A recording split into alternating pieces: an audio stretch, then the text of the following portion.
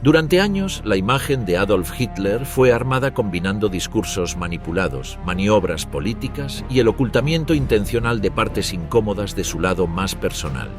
Lo mostraron como un jefe decidido a levantar la moral del país y a limpiar Alemania, pero taparon detalles clave de su vida fuera de escena y de sus propias contradicciones. Desde los años de guerra hasta mucho después, informes oficiales como los estudios psicológicos encargados la Agencia de Inteligencia de Estados Unidos empezaron a revisar partes más íntimas y desconocidas de Hitler. Miedos, costumbres raras, obsesiones y manías que no cuadraban con esa imagen de mando firme que se quiso vender al mundo. A pesar de que con el tiempo salieron a la luz ciertos datos, la mayoría de esas cosas se quedaron bajo una capa de teatro y control. ¿Cuántas cosas más del verdadero Hitler siguen escondidas bajo el personaje que construyeron? Número 20. El artista frustrado que acabó viviendo como un vagabundo. Adolf Hitler era un estudiante mediocre. En 1904, con apenas 16 años, abandonó la escuela sin más méritos que un aprobado en dibujo. Era lo único que se le daba bien. Durante los 3 años siguientes no buscó empleo ni estudios. Vagaba por Linz sin rumbo. Solo dibujaba de vez en cuando en sus libretas. Más adelante diría que esos años fueron los más felices de su vida. Luego viajó a Viena con la idea de convertirse en artista. Aspiraba a entrar en la Academia de Bellas Artes. Presentó sus obras para el examen de ingreso, convencido de que sus habilidades bastaban, pero no superó la prueba. Fue un golpe duro. Al año siguiente regresó con más práctica, pero el resultado fue aún peor. No solo fue rechazado otra vez, sino que le prohibieron volver a presentarse. Uno de los profesores le recomendó probar en arquitectura, al ver que sus dibujos se centraban en edificios, no en personas. Pero sin estudios secundarios finalizados no podía acceder a esa opción. Su camino se cerró de golpe. Estaba tan seguro de que aprobaría que el rechazo lo dejó en shock. En lugar de volver a casa, decidió quedarse en Viena. No quería regresar con las manos vacías. Aunque describía la ciudad como una mezcla insoportable de culturas, también sabía que era un centro artístico de primer nivel. No pensaba renunciar a su sueño por lo que él consideraba el juicio sesgado de profesores judíos. Con el tiempo, llegó a convencerse de que había sido un maestro judío quien lo rechazó. Años después, ya en el poder, ordenó la eliminación de varios miembros de esa misma academia durante la ocupación de Austria. En esa etapa vivía prácticamente sin recursos. Ganaba algo de dinero quitando nieve, ayudando con maletas en la estación o trabajando esporádicamente en obras. Comía en comedores para pobres, dormía en albergues públicos o al aire libre. Aún así, nunca dejó de pintar. Pensaba que quizás algún día conocería a un artista influyente que lo ayudara. Por eso pasaba horas en cafés frecuentados por pintores, aunque nunca llegó a destacar en ese entorno. En esos años produjo más de 1000 dibujos, acuarelas y pinturas. Con el tiempo, su situación mejoró ligeramente. Llegó a mantenerse exclusivamente vendiendo postales y cuadros con vistas de Viena. Muchos de sus compradores eran comerciantes judíos. A pesar de eso, su resentimiento hacia ellos fue creciendo. Más tarde reconocería que fue en Viena donde empezó a tomar forma su odio hacia los judíos. Ese prejuicio también le sirvió como excusa para evitar el servicio militar, ya que no quería servir junto a eslavos ni judíos. Cuando dejó Viena, decía que esa ciudad había sido la etapa más dura pero también la más formativa de su vida. Entró siendo un joven sin rumbo, salió siendo un hombre solitario, con ideas fijas, cada vez más radicalizadas. Número 19. El amante de los animales, que ordenaba matar millones de personas. Adolf Hitler sostenía una dieta basada en vegetales, especialmente durante los años del conflicto mundial. Su inclinación hacia este tipo de alimentación, según se ha sugerido, tenía relación con el pensamiento del compositor Richard Wagner, que vinculaba la renovación espiritual alemana con el vegetarianismo. Aunque existieron discrepancias entre quienes aseguran que Hitler evitaba los productos cárnicos y quienes sostienen que solo lo hacía parcialmente, lo cierto es que hacia el final de su vida, él mismo se presentaba como vegetariano convencido. En sus últimas etapas, reprobaba en la mesa a quienes comían carne, señalando que estaban ingiriendo restos de animales muertos.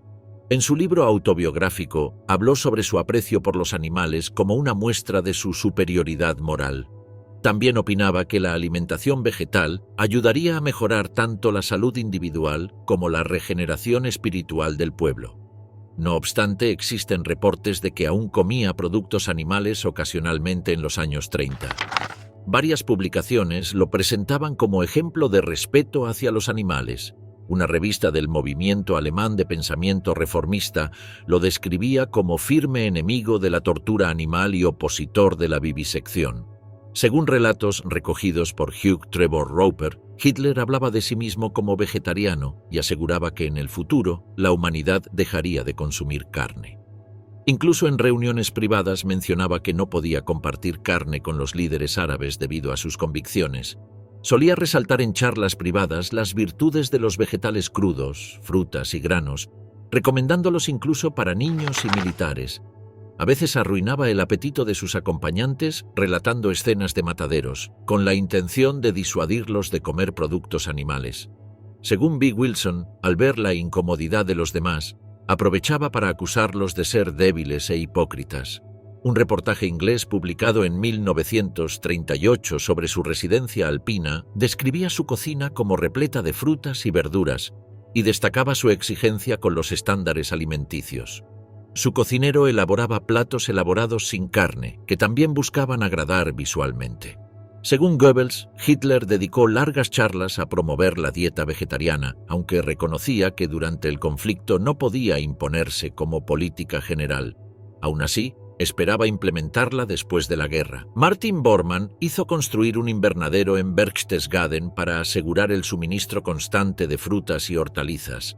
También evitaba el uso de cosméticos por contener ingredientes animales y se burlaba de Eva Braun por emplearlos. Leon Degrelle, oficial de las SS, recordaba que rechazaba tanto la carne de mamíferos como de peces y solo aceptaba huevos porque no implicaban sacrificio directo del animal. Se han identificado testimonios que sugieren que su dieta estaba influenciada por sus problemas digestivos. Desde joven padecía molestias estomacales, sudoración excesiva y flatulencias. En cartas privadas explicó que prefería frutas y vegetales para sentirse mejor. Además, le preocupaba desarrollar cáncer, enfermedad por la que murió su madre. Sin embargo, algunos expertos sostienen que Hitler no fue un vegetariano estricto. La Sociedad Vegetariana Británica informó que las asociaciones vegetarianas en Alemania fueron cerradas bajo su régimen, aunque más por motivos políticos que dietéticos. Autores como Robert Payne aseguran que el mito del vegetarianismo fue una invención propagandística. Testigos como la chef Dione Lucas afirman haberlo visto comer carne. Traudl Junge, su secretaria, decía que evitaba productos animales, pero que su cocinero incluía caldo o grasa en secreto, lo que solía causarle molestias físicas. Su nutricionista Marlene von Exner añadía médula ósea a sus platos. Su médico personal, Theodor Morell, le administraba a diario inyecciones con compuestos derivados de órganos animales como hígado, glándulas y placenta. Aunque él se creía vegetariano, su alimentación estuvo lejos de ser completamente vegetal. Número 18. Lloró por su madre y luego se separó a millones de las suyas. Adolf Hitler acompañó a su madre durante su enfermedad sin apartarse de ella. Clara, que sufría un cáncer de pecho, fue atendida en casa mientras su hijo se ocupaba de tareas menores y se mostraba atento a cada detalle.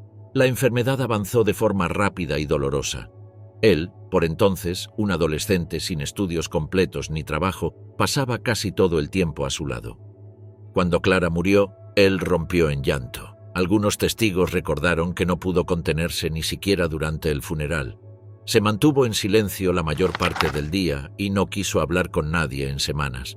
Fue una de las pocas ocasiones en las que mostró afecto de forma abierta. A lo largo de su vida no volvió a hablar de ella con frecuencia, pero cuando lo hacía con tono solemne y lleno de respeto. Esa pérdida lo marcó de forma permanente. Nunca volvió a establecer un vínculo similar con otra persona. Mantuvo relaciones distantes con sus hermanas, con su madrastra y con mujeres que conoció en su etapa adulta. Su entorno más cercano notaba su frialdad emocional, aunque había una excepción clara, el recuerdo de su madre. A ella no la mencionaba para provocar lástima ni como excusa. Era, simplemente, alguien a quien había querido de verdad. En contraste, años más tarde, fue el mismo hombre que ordenó deportaciones masivas de familias completas.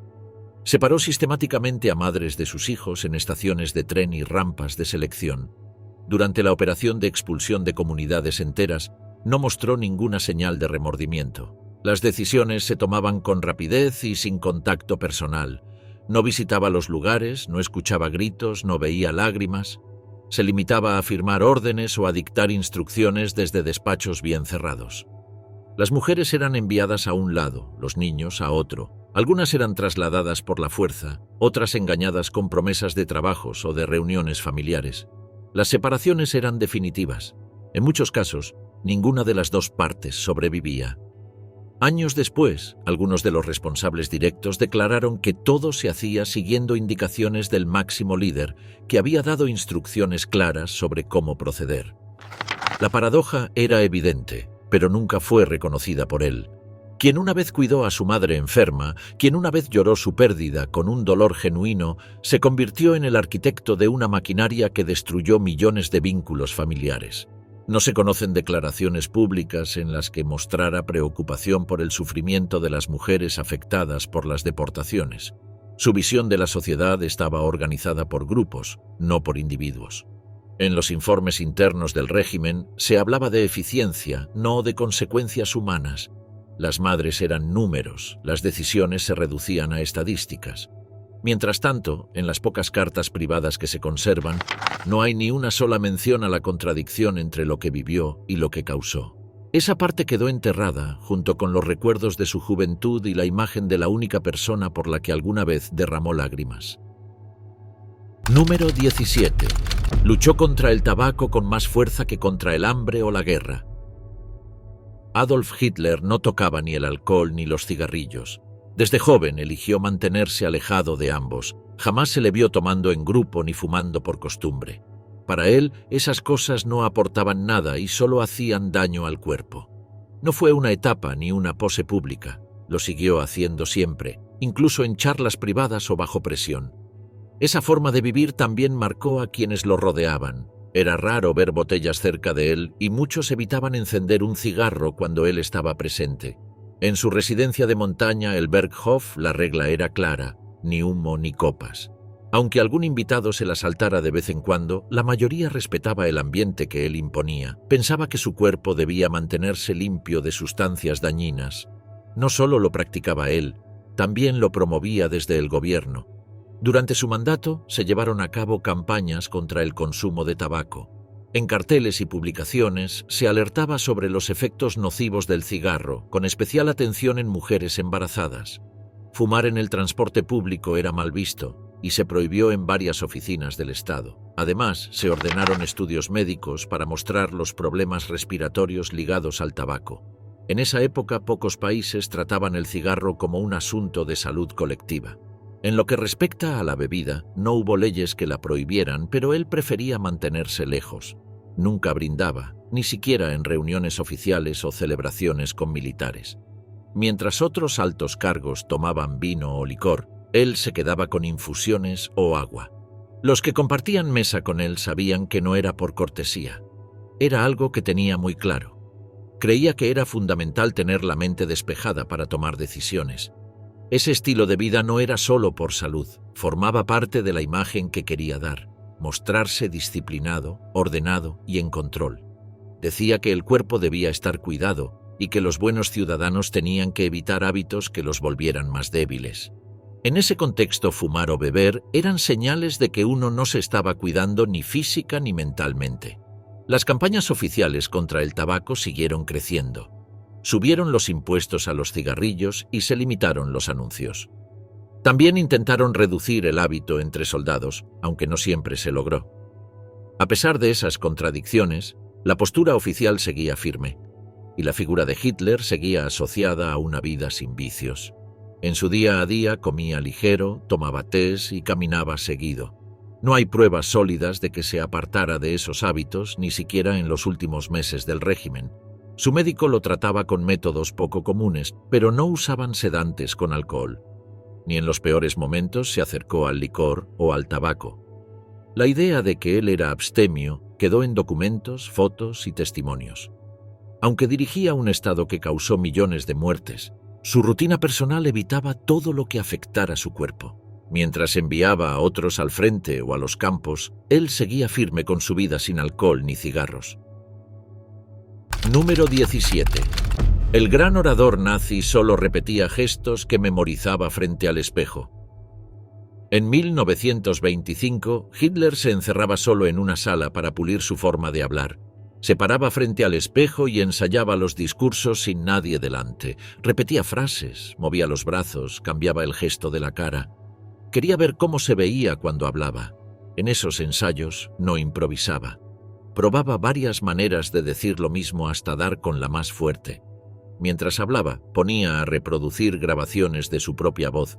Se escuchaba a sí mismo para corregir errores. A veces se paraba en seco, se quedaba en silencio y volvía a repetir todo desde el inicio. No le gustaba cómo sonaba una frase y la cambiaba. Iba midiendo cada pausa, buscaba que cada palabra tuviera peso, no le dejaba nada al azar. Para mejorar su postura, pidió a su fotógrafo personal, Heinrich Hoffmann, que le tomara fotos mientras ensayaba. Hoffmann disparaba la cámara mientras él alzaba el brazo, gritaba o ponía cara de rabia. Luego, Hitler observaba esas imágenes con atención, las comentaba, una por una, decía cosas como «esto queda mal» o «nunca más haré ese gesto». Algunas fotos se tiraban, otras se guardaban para usarlas de referencia. No quería parecer ridículo. Su imagen lo era todo.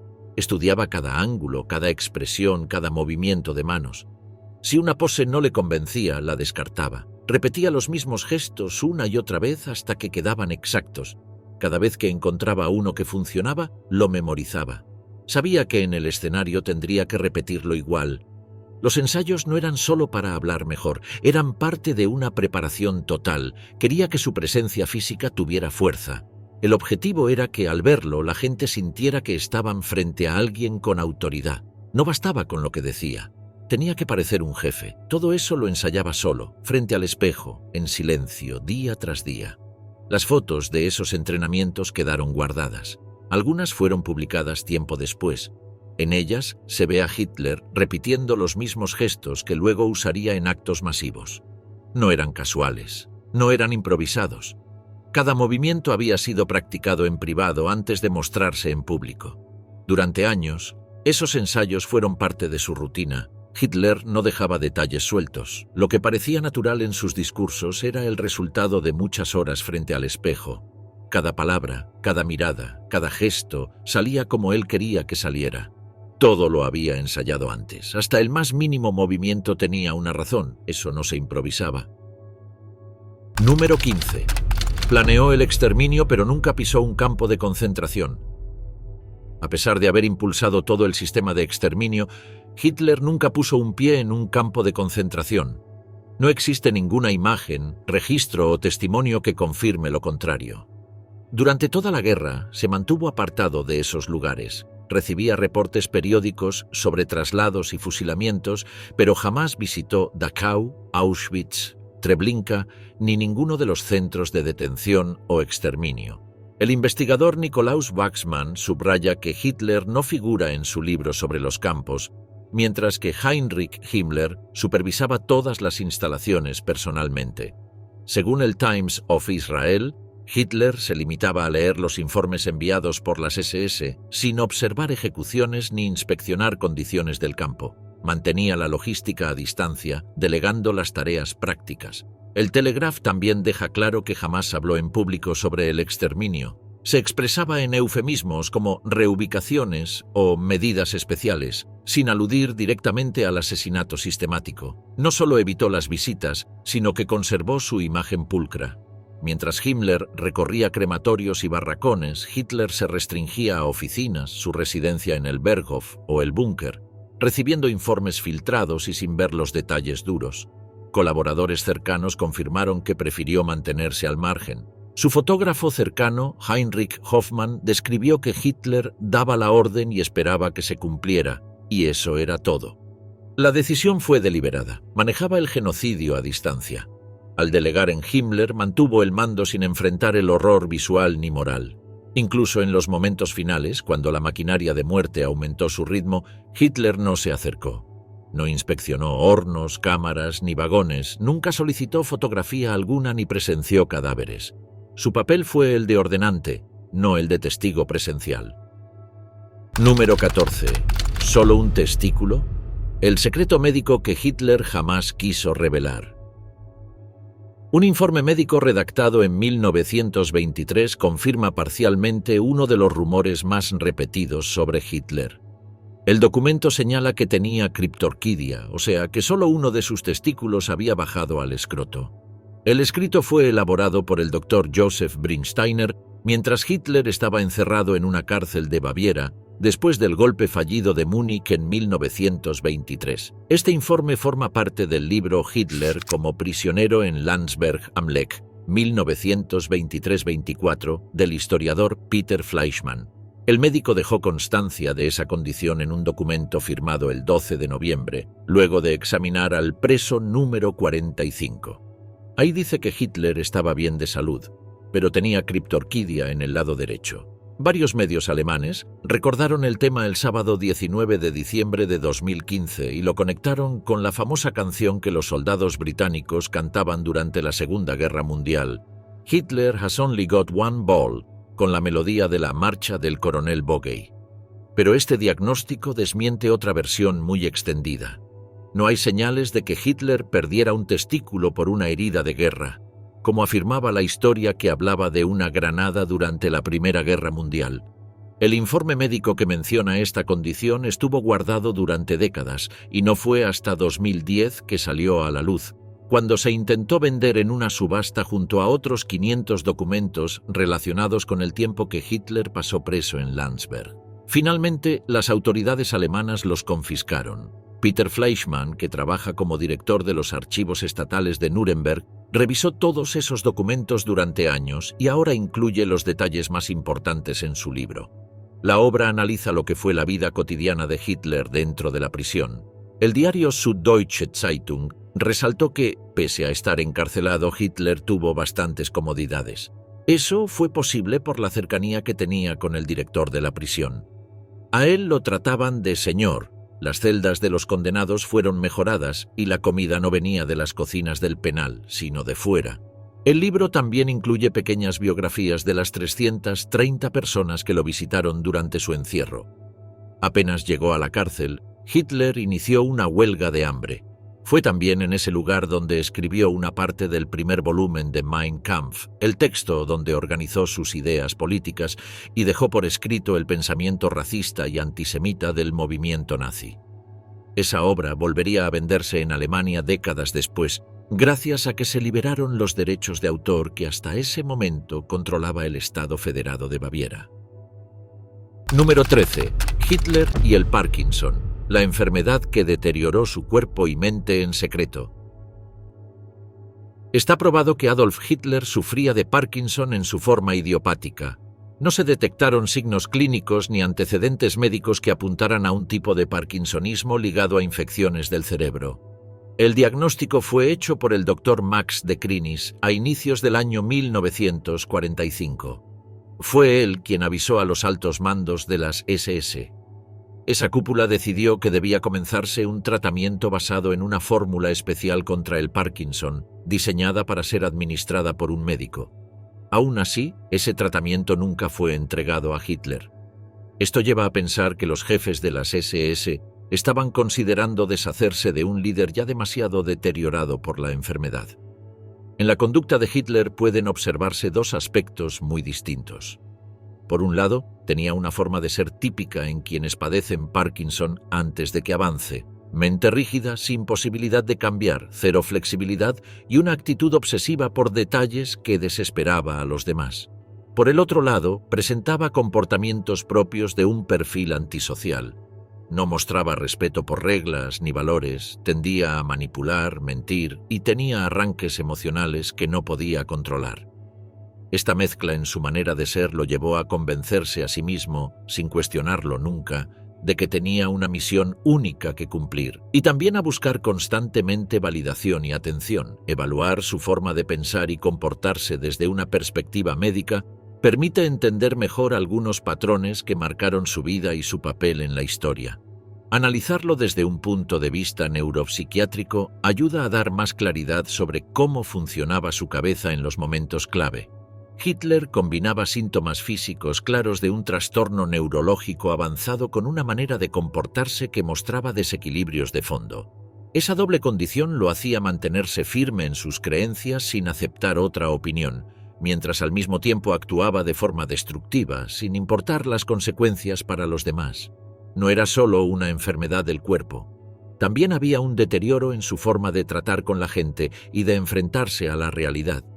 Cuando sus movimientos se volvían más torpes y sus gestos menos controlados, su actitud también se volvía más cerrada, más aislada y más peligrosa. Esto se acentuó con el paso del tiempo. La combinación de su problema neurológico y su carácter lo hacía cada vez más incapaz de tomar decisiones racionales. En los últimos meses de su vida, ya nada de lo que decía o hacía podía separarse de su estado de salud. Las señales eran visibles, pero dentro del régimen nadie se atrevía a cuestionarlo abiertamente. Su entorno lo mantenía en pie, pero también sabía que ya no podía seguir igual. La historia clínica, junto con los análisis posteriores, ofrecen una ventana directa para entender cómo funcionaba realmente ese líder enfermo. Número 12. El día que casi se ahoga. El trauma infantil que convirtió a Hitler en fóbico al agua. Un recorte viejo hallado en archivos alemanes relata cómo un niño pequeño fue sacado con vida de un río, lo que da respaldo a la historia de que Hitler, cuando era chico, estuvo a punto de morir ahogado. En ese momento, vivía con su familia en la calle Kapuzinerstraße, en Passau, Baviera, justo del otro lado de la frontera con Austria, donde había nacido. Un sacerdote católico llamado Max Tremel, que más tarde fue uno de los organistas más destacados de Europa, contó que el cura anterior a él en Passau, Johann Keberger, había sido quien lo rescató. Antes de morir en 1980, Tremel narró que Keberger, aún adolescente, vio al niño luchando en el río Inn y se metió al agua para sacarlo. Hitler nunca mencionó esa historia públicamente, pero en Passau se encontró un pequeño artículo del Donau-Zeitung de enero de 1894. El texto decía que un niño cayó al río tras romperse el hielo y que un joven se lanzó para salvarlo. El diario, que en ese entonces era de ideología de izquierda, lo llamó un compañero valiente. Entre 1892 y 1894, Hitler vivió en esa ciudad, donde adoptó el acento alemán en lugar del austríaco. Como había nacido en abril de 1888, tenía 4 años al momento del accidente. La escritora Anna Elisabeth Rosmus, en su libro Out of Passau, Living a City Hitler Called Home, también recogió el hecho. Explicó que las orillas del río Inn eran una zona común para que los niños jugaran. En 1894, mientras estaba con otros chicos, Adolf se cayó al agua. El río bajaba con fuerza y muy frío, por venir directo de la montaña. El hijo del dueño de la casa donde vivía logró alcanzarlo a tiempo y lo sacó. Aunque de adulto contaba anécdotas de juegos en la orilla, nunca habló del día en que casi se ahoga. En Passau, sin embargo, todos sabían lo que había pasado. Se decía que desde entonces nunca más se metió al agua y que no aprendió a nadar. El nombre del niño no apareció en el artículo, pero los historiadores creen que se trata de él, por la fecha y la dirección. Después de ese episodio, evitaba los baños públicos y los ríos. Ese accidente marcó su infancia. El miedo al agua se convirtió en parte de su vida cotidiana. Jugaba cerca del río, pero sin tocarlo. Su silencio sobre lo ocurrido también formó parte del personaje que construyó más adelante. Para quienes vivieron en esa ciudad, la imagen de aquel niño rescatado siguió viva por generaciones. Número 11. El comandante nocturno. Tomaba decisiones de guerra mientras el mundo dormía. Hitler dormía poco y prefería trabajar en la noche. De acuerdo con documentos de inteligencia aliados, empezaba tarde y seguía hasta entrada la madrugada, a veces hasta las 3 o 4. Después de cenar, se quedaba leyendo papeles, mirando películas o hablando con sus más cercanos. A menudo necesitaba medicinas para no quedarse dormido o para lograr descansar unas pocas horas. Su rutina no incluía nada temprano. Normalmente se levantaba después de media mañana cuando su asistente le entregaba los diarios y los informes. En el Berghof o en el búnker, las reuniones casuales arrancaban tras la cena y se alargaban durante la noche. Recibía a sus médicos, asistentes o escribientes, y durante esos encuentros daba órdenes. Revisaba informes del frente o hablaba de ideas con su equipo. Las decisiones clave se tomaban en ese mismo turno. Era de madrugada cuando más se concentraba. Leía partes del ejército, firmaba papeles o daba instrucciones detalladas. Esta costumbre se mantuvo por años, incluso cuando la guerra ya iba mal. No tenía costumbre de comenzar su día temprano. Informes indican que casi nunca hacía algo antes del mediodía. Los que trabajaban con él sabían que todo el ritmo se organizaba según sus horas de sueño y de actividad por la noche. En las noches dentro del búnker todo era muy callado. Solo los más cercanos participaban en los encuentros y lo que se decidía ahí se compartía después con los demás. En esas horas no recibía a nadie más. Testigos como Heinz Linke contaron que apenas dormía y que su energía venía de un tratamiento constante con medicamentos.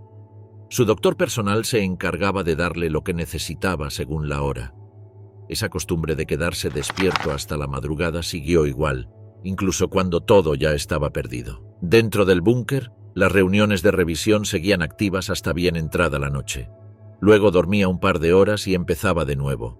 También hablaba con Eva Braun por las noches. Tocaban temas personales, películas o música, mientras los demás del equipo esperaban nuevas órdenes. Todo giraba en torno al horario que él mismo imponía.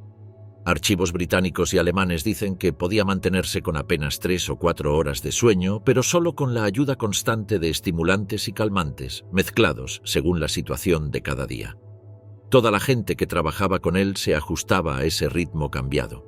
Las reuniones de mando, los informes y las tareas internas se hacían de noche.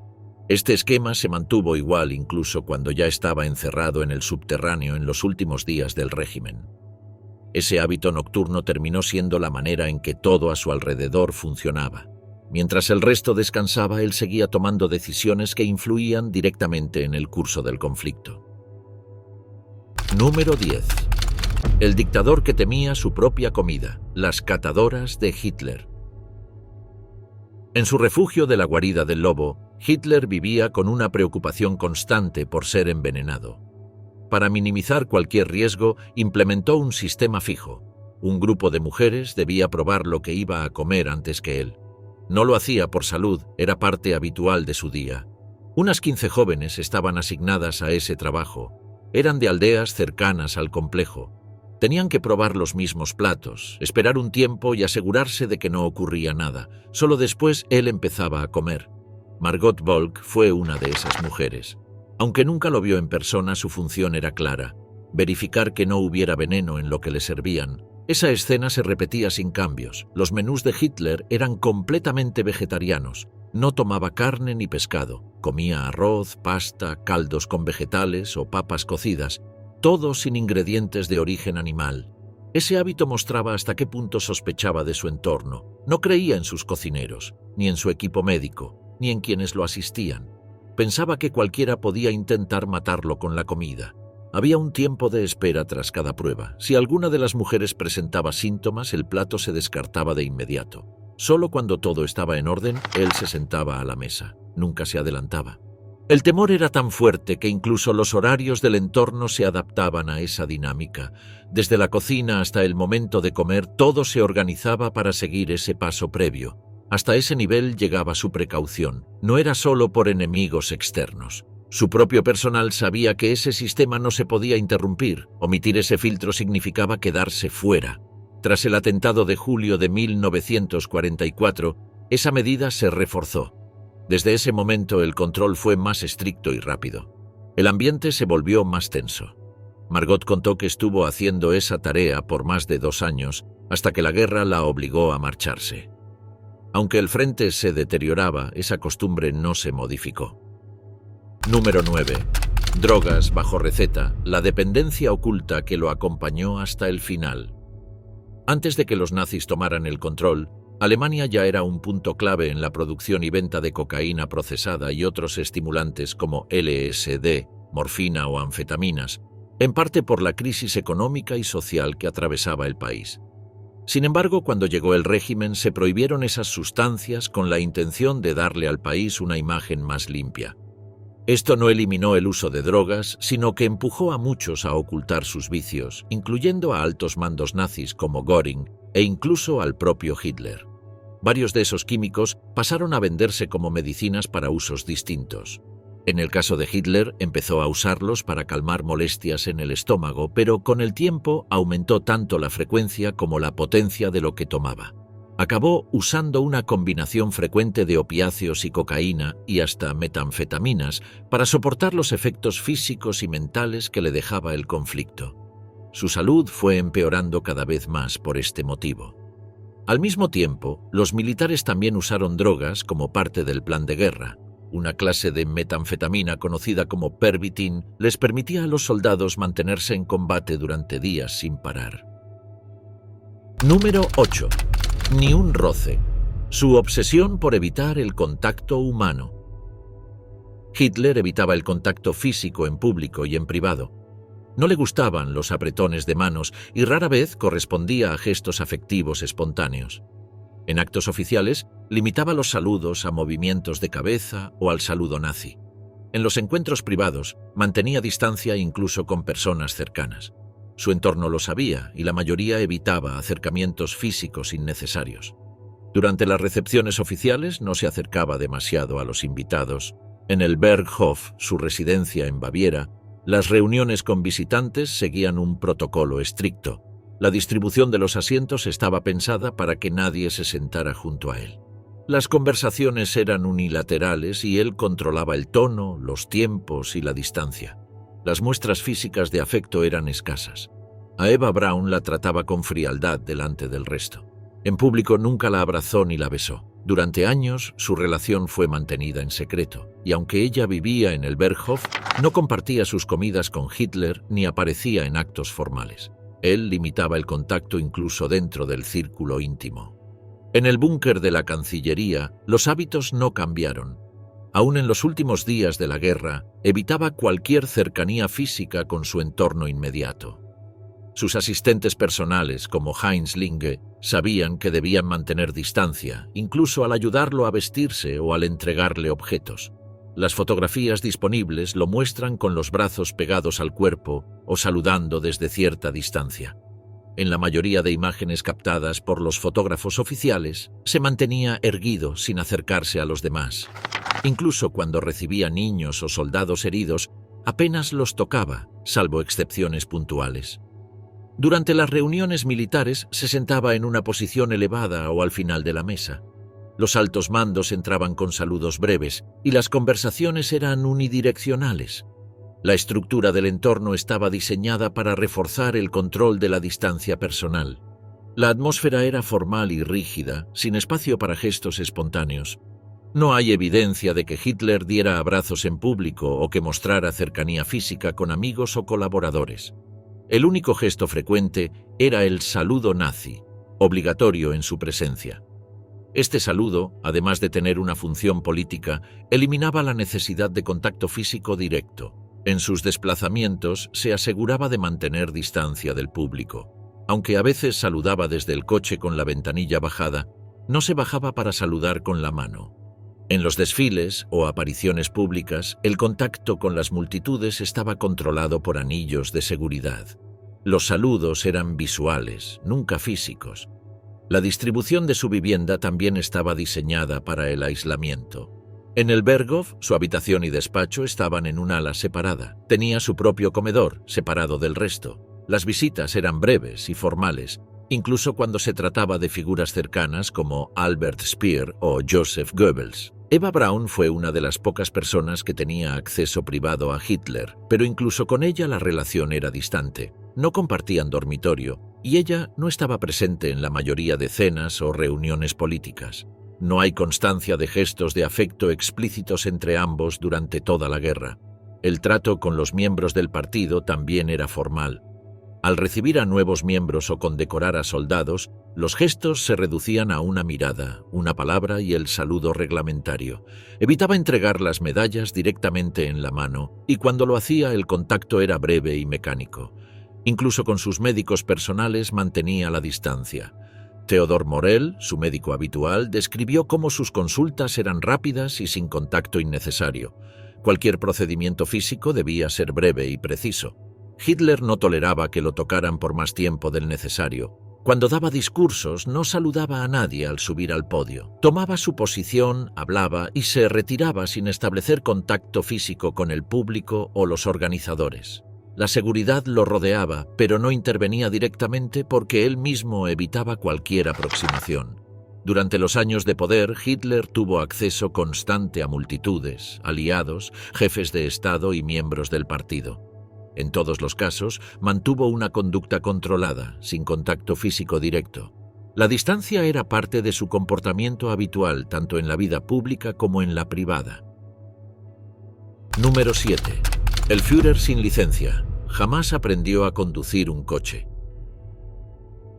Nunca sacó licencia ni aprendió a manejar. Aunque promovía las autopistas y los coches accesibles, Hitler nunca condujo un vehículo. Desde sus primeros años como político, siempre viajó como pasajero. En la década de 1920 ya usaba autos proporcionados por el partido y financiados por contactos adinerados. Su primer coche fue un modelo Selve, y poco después consiguió su primer Mercedes gracias a empresarios cercanos. A lo largo del tiempo fue sumando más vehículos a su flota personal. En 1925 ya había pagado 26.000 marcos por uno de sus Mercedes. Nunca los manejó. Prefería viajar en el asiento delantero al lado del conductor. Sus coches estaban modificados para facilitarle saludar a la multitud. Tenían una base elevada bajo su asiento y un agarre en el parabrisas para sostenerse de pie durante los desfiles. Tuvo varios choferes. Uno de los primeros fue Julius Schreck, que también actuaba como su escolta. Más tarde lo reemplazó Erich Kempka, quien lo acompañó en sus viajes durante años. Según contó el propio Kempka, Hitler nunca mostró interés por ponerse al volante. En su lugar, se centraba en revisar los trayectos, mantener la puntualidad y observar el entorno. Los vehículos eran parte de su imagen pública. Se lo fotografió en múltiples ciudades de Europa subido a sus Mercedes, ya fuera recorriendo Alemania, entrando en Viena o en visitas oficiales a Praga. Los coches tenían matrículas específicas, lo que permitía identificar que eran de su propiedad o de uso exclusivo. En varias ocasiones se enorgullecía de que nunca había tenido accidentes, pero no porque manejara con precaución, sino porque exigía a sus choferes una conducción meticulosa. Les recordaba constantemente que debían ajustar la velocidad a lo que podían ver adelante. Para él, la responsabilidad de cualquier incidente recaía en el conductor. No toleraba errores. Durante la guerra, algunos de sus coches fueron capturados. Varios terminaron en manos de coleccionistas, museos o desarmados. Algunos fueron identificados por sus matrículas ocultas bajo capas de pintura, otros por modificaciones únicas en su interior. Incluso hubo confusiones con modelos atribuidos erróneamente a otros jerarcas del régimen, pero los expertos confirmaron la autenticidad al revisar los números de serie. Tras la caída del Tercer Reich, los coches que habían sido símbolo de poder pasaron a ser reliquias históricas. Algunos se exhiben hoy en museos de Europa y América del Norte, otros desaparecieron en colecciones privadas. Nunca hubo indicios de que Hitler quisiera aprender a conducir, ni en su juventud ni como líder. Para él, moverse en coche era una extensión de su rol, nunca fue una actividad personal. Prefería mantenerse como figura central sin involucrarse en la conducción. Nunca se le vio al volante y no existen registros de que haya tenido siquiera nociones básicas para conducir. Número 6. ¿A quién admiraba Adolf Hitler? Desde joven, Adolf Hitler se sintió fuertemente atraído por figuras públicas que marcaron su manera de pensar y lo influenciaron durante toda su vida. No solo observaba sus ideas, también tomaba elementos de sus estilos, discursos y posturas para construir su propia imagen. Uno de los que más lo impactó fue Richard Wagner. Este compositor alemán era conocido por su música centrada en mitos germánicos. Hitler lo escuchaba con frecuencia, especialmente su ópera Parsifal, que llegó a emocionarlo hasta las lágrimas. No era solo una cuestión estética.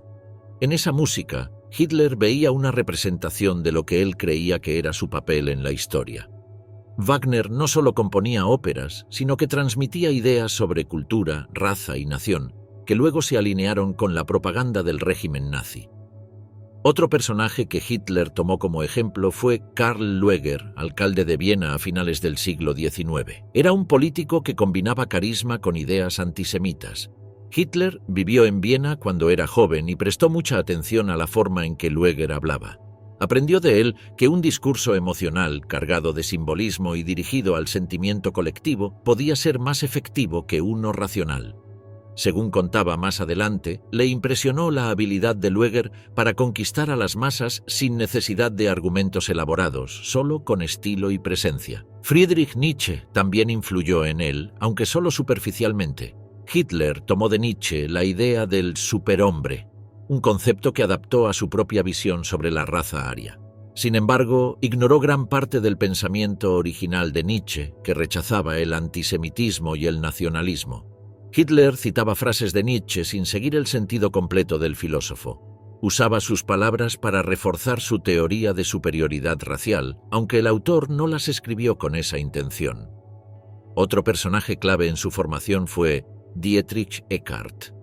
Era poeta y uno de los primeros miembros del Partido Nacional Socialista. Fue el primer mentor directo de Hitler, lo acompañó desde sus inicios en la política y lo introdujo al simbolismo germánico, las runas y algunas ideas místicas. Eckart le dio espacio en los círculos más radicales del partido y lo formó para hablar en público. Cuando Eckart falleció en 1923, Hitler dijo que con él se había ido parte de su propia alma. Lo consideraba una figura irreemplazable, tanto por su influencia política como por su cercanía personal. Estas figuras fueron clave en la construcción de la imagen pública de Hitler. Las usó como referencias para desarrollar su estilo, su visión ideológica y su forma de conectarse con el público. Ninguna de ellas lo humaniza, pero todas permiten entender parte de la estructura sobre la que edificó su liderazgo. Fueron ejemplos que estudió, reinterpretó y aprovechó para consolidarse como el jefe absoluto del Tercer Reich. Número 5. ¿Tenía un pasaporte falso? El día que los británicos falsificaron su identidad como judío. Durante la Segunda Guerra Mundial, un grupo secreto de inteligencia británica conocido como SOE fabricó un pasaporte falso a nombre de Adolf Hitler. Este equipo, creado por iniciativa de Winston Churchill y Hugh Dalton, operaba desde una sede en Londres bajo nombres encubiertos como Junta Técnica Conjunta o Oficina de Investigación entre Servicios. Su función principal era sabotear, espiar y colaborar con grupos de resistencia en zonas ocupadas por los nazis. Los agentes de este grupo eran expertos en falsificar todo tipo de documentos. Entre ellos había delincuentes especializados en falsificación que ahora trabajaban al servicio del gobierno británico. Producían permisos, carnés y pasaportes con una calidad tan alta que muchos se conservaron intactos después de la guerra. Uno de los más curiosos fue un pasaporte confeccionado con el nombre de Adolf Hitler, que además llevaba una gran letra J roja, el símbolo obligatorio que identificaba a los judíos en Alemania. Nadie sabe con certeza por qué el PSOE creó ese documento. Algunos creen que fue una simple provocación, una burla diseñada para humillar al régimen nazi. Otros piensan que servía para demostrar a los alemanes el nivel de detalle que podían alcanzar los servicios británicos. En el interior del documento falso, Hitler aparecía descrito como pintor, con detalles físicos como color de ojos, sexo y el característico bigote corto. El visado también era falso. Estaba supuestamente emitido por el Departamento de Migración del Gobierno del Mandato Británico de Palestina. Según este sello, fechado el 19 de julio de 1941, a Hitler se le otorgaba permiso para establecerse allí como inmigrante permanente. La J en rojo también figuraba dentro, cumpliendo con las normas alemanas para los pasaportes de ciudadanos judíos. El pasaporte no fue el único trabajo de este tipo hecho por el PSOE. En otros casos, crearon documentos apócrifos donde se insinuaban dudas de lealtad entre mandos nazis. Uno de los objetivos fue Franz Halder, jefe del Estado Mayor General, a quien le atribuyeron opiniones críticas hacia Hitler. También se imprimieron sellos falsificados con la imagen de Heinrich Himmler para generar confusión dentro del régimen. La precisión de estas falsificaciones fue tan alta que algunas lograron circular sin ser detectadas durante un tiempo. El caso del pasaporte falso de Hitler pasó a ser uno de los ejemplos más notables de guerra psicológica. Aunque nunca se usó en operaciones concretas, su existencia demostraba que los británicos podían manipular hasta la identidad del líder nazi. El documento forma parte hoy de archivos históricos y es una prueba directa del tipo de guerra encubierta que se libró entre bastidores. El pasaporte, con sus datos falsos y el sello de entrada a Palestina, no solo tenía valor simbólico, representaba la capacidad de los enemigos del Tercer Reich para ridiculizarlo desde dentro sin disparar una sola bala. Número 4. El ritual del poder, desayunos en silencio frente a los Alpes.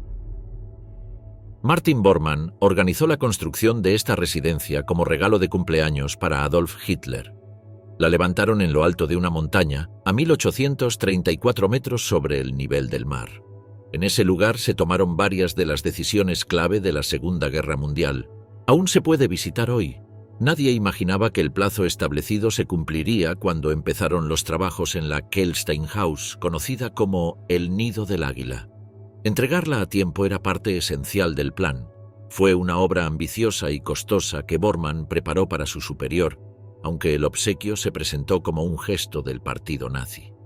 El edificio se ubicó en la cima de una montaña, diseñado con lujo pero también con resistencia. Lo que vuelve a esta construcción tan singular no es solo su estilo, sino que es una de las pocas propiedades vinculadas a Hitler que siguen en pie. Para quienes visitan esa zona de Baviera, se convirtió en una parada casi obligada. Bormann quedó impresionado por la complejidad del reto. No había nada preparado. Hacía falta abrir caminos hasta la base, perforar roca, subir materiales hasta la cima. El tiempo corría. Parecía improbable que estuviera lista antes del cumpleaños de Hitler. Sin embargo, se completó justo a tiempo. El costo fue enorme, y no solo en dinero. Murieron 12 trabajadores durante la obra. Bormann dio orden de trabajar sin parar en turnos rotativos. Por la noche la zona se iluminaba con lámparas improvisadas. Se tuvo que abrir una ruta de más de 6 kilómetros, tallando la montaña, rompiendo piedra y nivelando el terreno. También se adaptó un sendero de montaña que conducía a la casa y se preparó un ascensor para que Hitler pudiera subir. Esa parte fue la más costosa y la más peligrosa. Hubo que hacer un túnel vertical dentro de la montaña. También se montó un teleférico para transportar los materiales.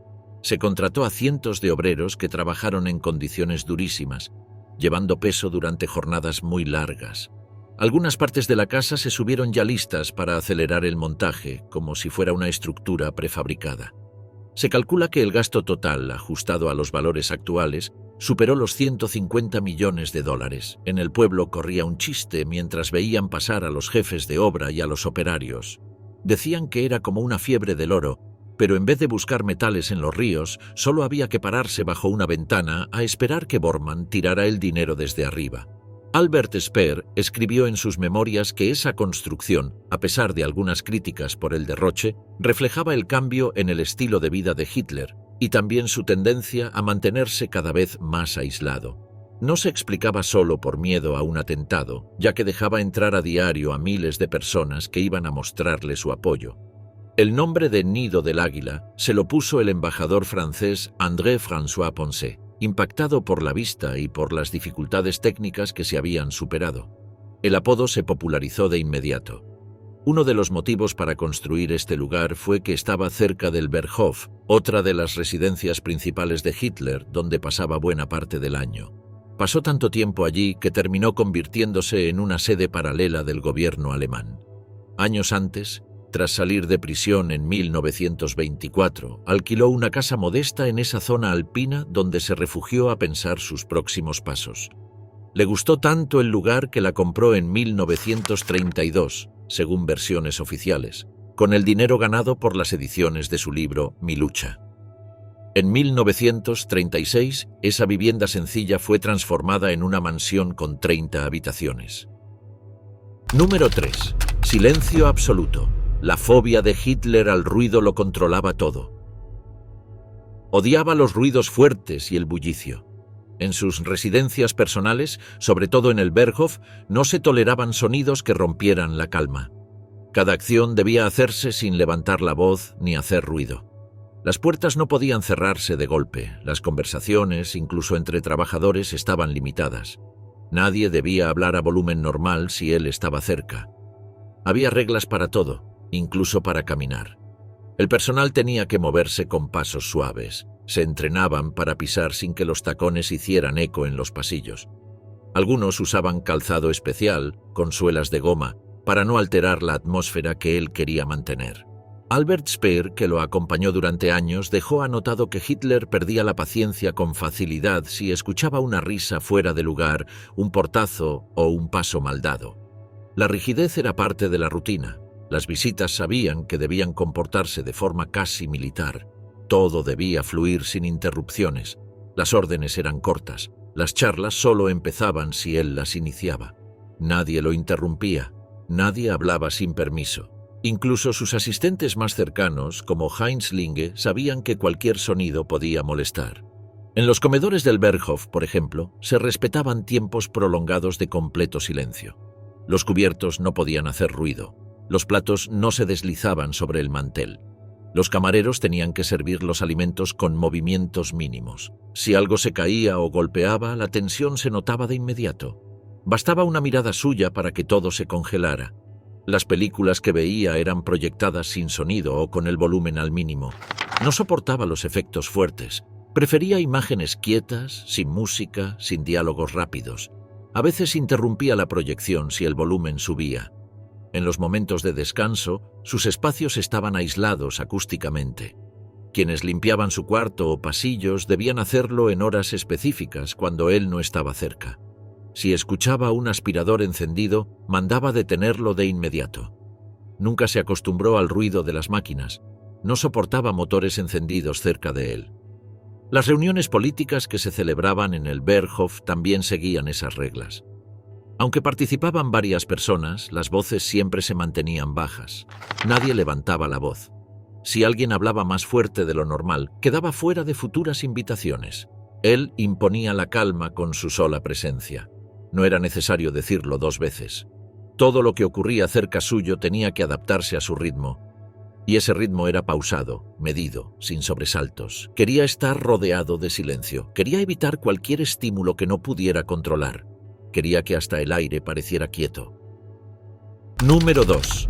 La biblioteca secreta. Más de 1000 libros revelaban sus obsesiones ocultas.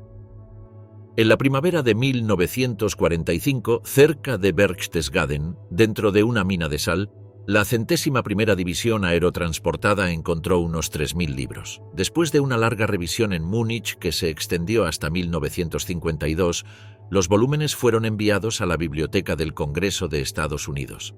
Pertenecían a Hitler. Ya en suelo americano se revisaron de nuevo. Los que no llevaban su firma ni dedicatorias dirigidas a él pasaron a formar parte de la colección general. Las copias repetidas se redistribuyeron entre otras bibliotecas o se ofrecieron al público mediante su sistema de intercambio. Al final, se guardaron 1200 libros. Hoy siguen allí, en el tercer piso del edificio Jefferson, bajo un cartel que dice «Colección Tercer Reich».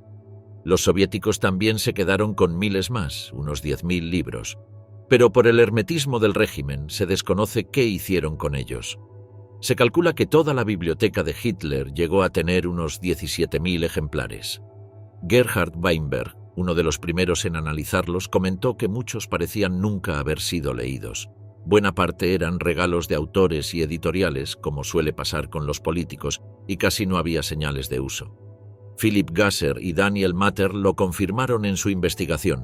En 2001 publicaron un listado de más de 500 páginas, con transcripciones de dedicatorias y copias del ex libris personal de Hitler.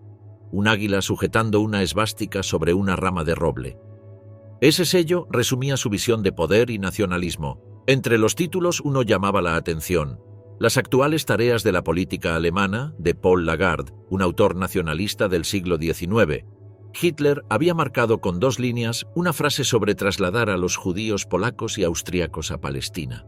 En otros libros se veían marcas parecidas, subrayados dobles, a veces triples, y anotaciones hechas a lápiz con su letra inclinada. Leía fragmentos, pensaba en ellos y escribía breves comentarios. Así fue construyendo parte de su pensamiento desde esa biblioteca. Algunos ejemplares reforzaban su ideología.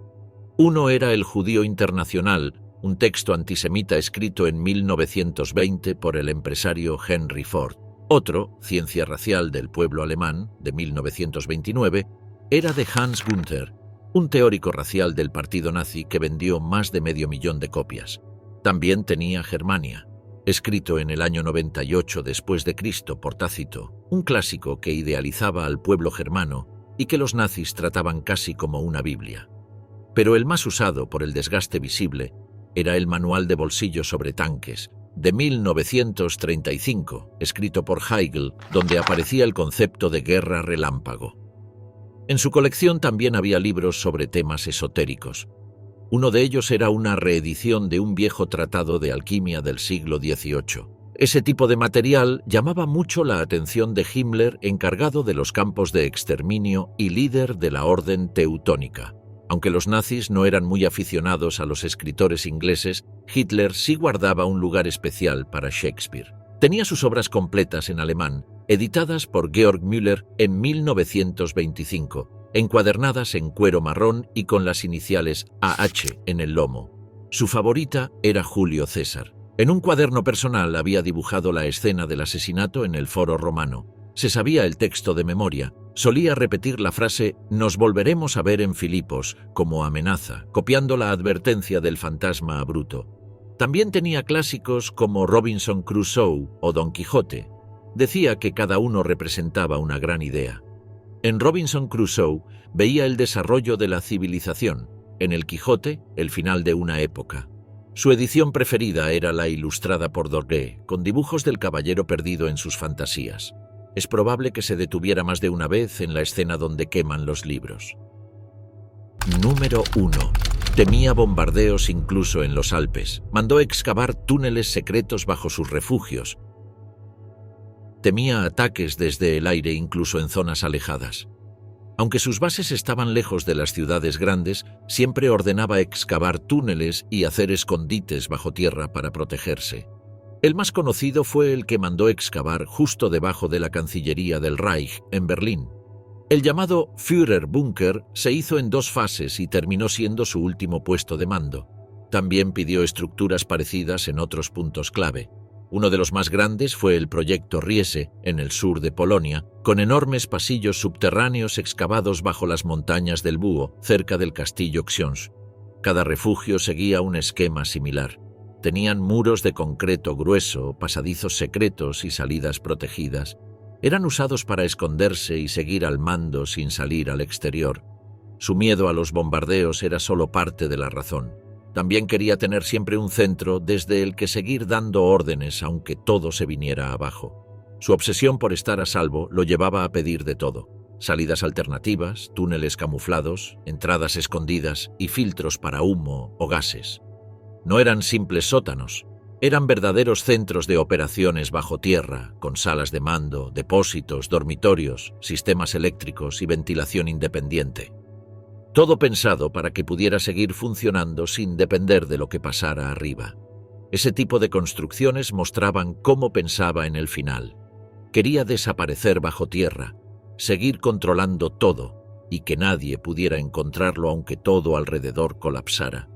Al mirar una por una estas situaciones, queda claro que lo que se decía sobre él no coincidía con lo que realmente pasaba en su día a día. Sus rutinas, los gestos cuando nadie lo grababa y las decisiones privadas se cuidaban mucho para que no trascendaran. Lo que se veía en público estaba preparado para dejar una impresión clara, pero sin mostrar todo. Cada cosa estaba planeada: los lugares donde vivía, quienes lo acompañaban, lo que se decía en voz alta y lo que se callaba. Todo seguía reglas fijas.